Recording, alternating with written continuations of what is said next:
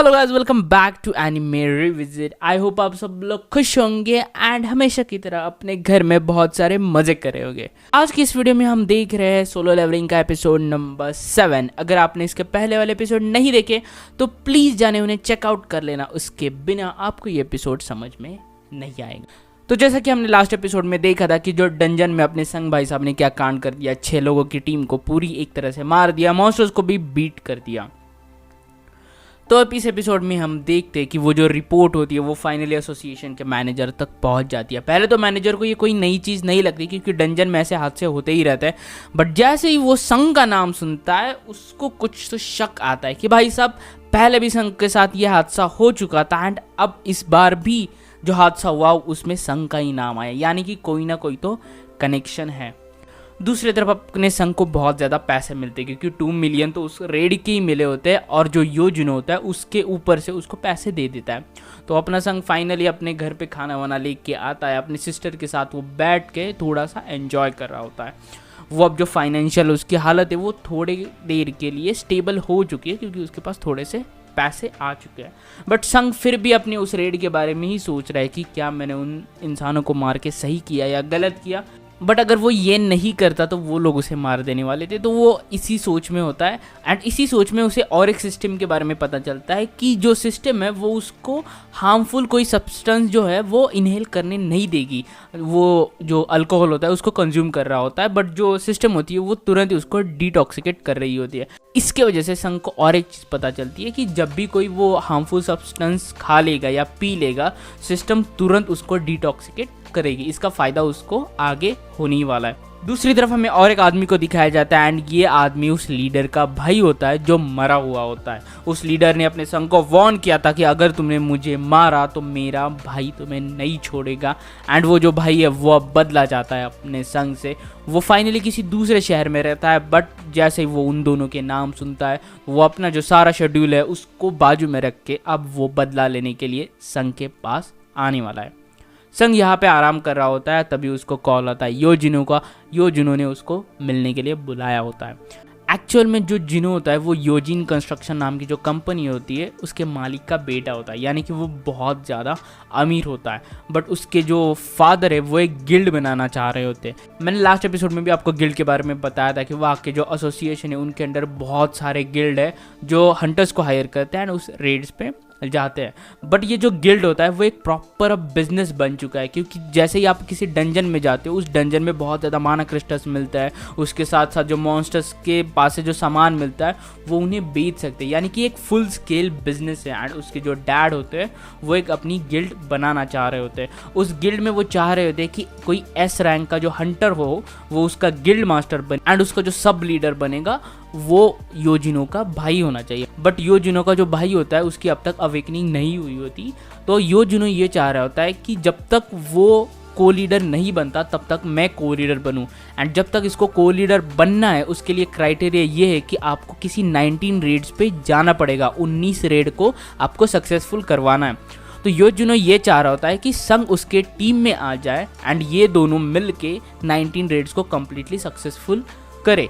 इसके बदले में जिनो उसको 30 बिलियन दे रहा होता है, मतलब 13 बिलियन, लिटरली 300 करोड़ के आसपास बहुत ज़्यादा अमाउंट होती है। मैं उसको कैलकुलेट भी नहीं कर पाऊंगा। वो संग को देने के लिए वो तैयार होता है क्योंकि वो गिल्ड एक बहुत बड़ी चीज़ होती है। बट संग इसको मना कर देता है क्योंकि संग ये जानता है कि नो डाउट उन सारी रेट्स पे उसका लेवल अप तो हो ही जाएगा, बट जो लोगों का अटेंशन है वो इनके तरफ आ जाएगा एंड कहीं ना कहीं इसमें संग का नाम आ जाएगा। अगर संग का नाम सामने आ गया तो जो प्रेस वगैरह है वो उसके पीछे पड़ जाएगी, उसकी जो फैमिली है उस पर भी बहुत ज़्यादा प्रेशर आ जाएगा। ये सब चीज़ें संग नहीं चाह रहा होता है, इसके लिए वो जिनो को वहाँ पे मना कर देता है ना, अपने घर चला जाता है।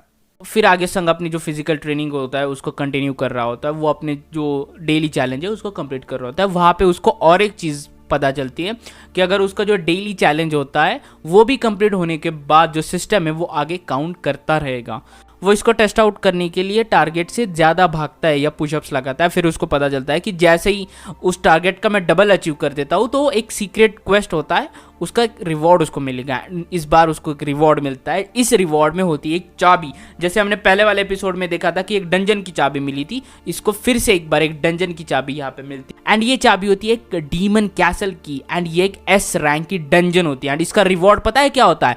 Elixir of life. मतलब कोई भी जो डिजीज होगा वो इससे क्योर हो जाएगा। एंड संग को यही तो चाहिए था, क्योंकि इसकी मॉम जो होती है उसको एटर्नल स्लीप का डिसीज हुआ होता है, एंड उसके लिए उसको कोई तो सोल्यूशन चाहिए होता है। एंड उसको फाइनली मिल जाता है ये डंजन। एंड अब संग अपना डिसाइड करता है कि मैं उस डंजन में जाऊंगा, एंड अंदर जो भी वो मॉन्स्टर होगा उसको मैं हरा के ही बाहर आऊंगा। नो डाउट ये जो मॉन्स्टर होने वाला है वो बहुत ज़्यादा भयंकर होने वाला है, बट अपनी मॉम के लिए संग उस डंजन में चला जाता है। अब ये डंजन कोई आसान होने वाली नहीं थी। उसको एक्चुअली जाना होता है कैसल में, जहाँ पे उसको एलिक्सर ऑफ लाइफ मिलेगा, बट उससे पहले ही उसका सामना होता है सरबरस से। सरबरस उस कैसल का गार्ड होता है, एंड अब उसको अंदर जाने के लिए इस सरबरस को पहले हराना पड़ेगा। बट ये जो मॉन्स्टर होता है वो बहुत ज़्यादा पावरफुल होता है। अपना जो संग है वो अपनी पूरी एबिलिटीज़ का यहाँ पे यूज़ करना शुरू करता है, जैसे कि डैश, उसकी जो भागने की ताकत है, उसकी जो परसेप्शन की ताकत है, उसकी जो मर्डरस इंटेंट की ताकत है, वो उसे उस मॉन्स्टर पे हमला कर रहा होता है। बट यहाँ पे उसके जो अटैक्स है वो काम में नहीं आ रहे। वो जो मॉन्स्टर होता है वो बहुत ही ज़्यादा ताकतवर होता है। वो संग पे ही उल्टा हमला कर देता है, उसके हाथ को बाइट कर देता है, एंड उसको पीलना शुरू कर देता है। मतलब भाई बहुत ही बुरी तरह से संग यहाँ पे पिला जा रहा होता है। एंड उसके साथ ही साथ वो जो मॉन्स्टर होता है उसकी और एक एबिलिटी को वो अवेकन कर देता है कि अगले 3 मिनट तक उसकी जो एबिलिटी होगी, उसकी जो स्ट्रॉन्ग पावर होगी वो डबल हो जाती है। डबल स्पीड से वो अटैक करना शुरू कर देता है, एंड संग यहाँ पे वो जो अटैक्स है वो डॉज नहीं कर पा रहा है। बहुत गंदा पेला जा रहा होता है, मतलब खून पूरा बॉडी से खून निकल रहा होता है। एंड साथ ही साथ उसकी जो एचपी होती है वो बहुत कम हो रही होती है, एंड इसकी वजह से वो वार्निंग्स उसको आना शुरू होती है। गाइस अगर उसकी एचपी पूरी तरह से ड्रेन हो जाएगी ना, तो यहाँ पे अपनी संग की भी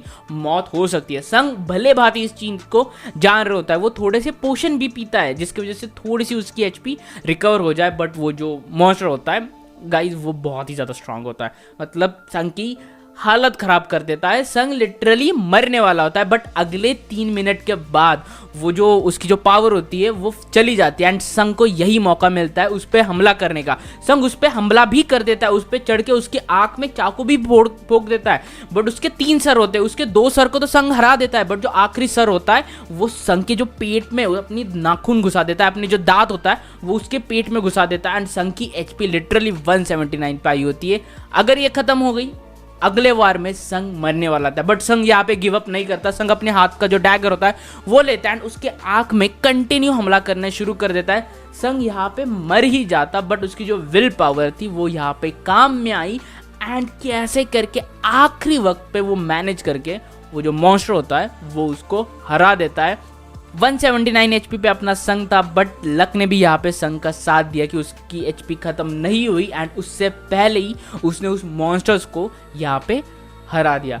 जैसे वो मॉन्स्टर को हरा देता है, उसकी जो पावर होती है वो फिर से आती है, उसके जो घाव होते हैं वो हील हो जाते हैं, एंड उसको वहाँ पे एज अ रिवॉर्ड मिल जाता है एलिक्सर ऑफ लाइफ का फॉर्मूला। मतलब अगर उसको एलिक्सर ऑफ लाइफ को बनाना है तो उसको 3 चीज़ें लानी पड़ेगी, एंड वो मिलेगी डीमन कैसल में, जिसकी चाबी भी उसको मिल जाती है। बट संग भली बात ये जानता है कि अगर इस वक्त वो अंदर गया तो भाई वो अंदर जो डीमन होगा वो तो इसकी हालत ख़राब कर देगा, एंड उसको वहीं पे वो मार देगा। तो संग वहाँ से रिट्रीट कर देता है, बट संग ये वादा करता है कि नेक्स्ट टाइम मैं जब आऊँगा तब उस डीमन को हराऊंगा, एंड वो जो एलिक्सर ऑफ लाइफ है वो यहाँ से लेके जाऊँगा। एंड इसी के साथ ये जो एपिसोड था वो यहीं पे खत्म होता है। आई होप आपको मजा आया होगा संग की ये फाइट देख के। संग लिटरली मरने वाला था, बट कैसे तो यहाँ पे बच गया। हम मिलते हैं नेक्स्ट एपिसोड में देखने के लिए क्या वो एलिक्सर ऑफ लाइफ मिलेगा या नहीं, एंड कब मिलेगा। तब तक के लिए stay tuned, peace out, bye bye.